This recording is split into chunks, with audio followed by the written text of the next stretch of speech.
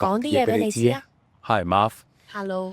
喺你 emo 嘅時候，你會點樣俾自己揾情感嘅出口去宣泄啊？自己一個唔聽歌，擺低電話喺屋企做自己嘢，整嘢食俾自己食，或者係餵貓靜靜地，或者係執下屋。你係個需要靜嘅人嚟嘅。我覺得有分兩種狀態嘅，第一種狀態就係你想靜，第二種狀態就係你唔可以俾自己靜落嚟，你知道你唔可以冧咯。可能嚟呢啲地方啦，去睇下日落啦。如果嗰下你手機 random 播首歌，播中咁啱 mood 嘅呢，哇，嗰下好 amazing，我會記住嗰首歌記一世。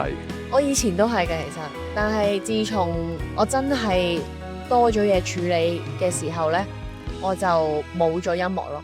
我要希望嗰一刻連音樂都冇，我要真係 feel 翻我係 alive 喺呢個世界上，我係實在掂緊感受緊生命。如果我聽歌嘅話，最近可以聽你新歌咯。冇錯。係啊，呢首歌都幾啱 emo 仔嘅時候聽嘅。冇錯，當佢純音樂咁聽就得㗎啦。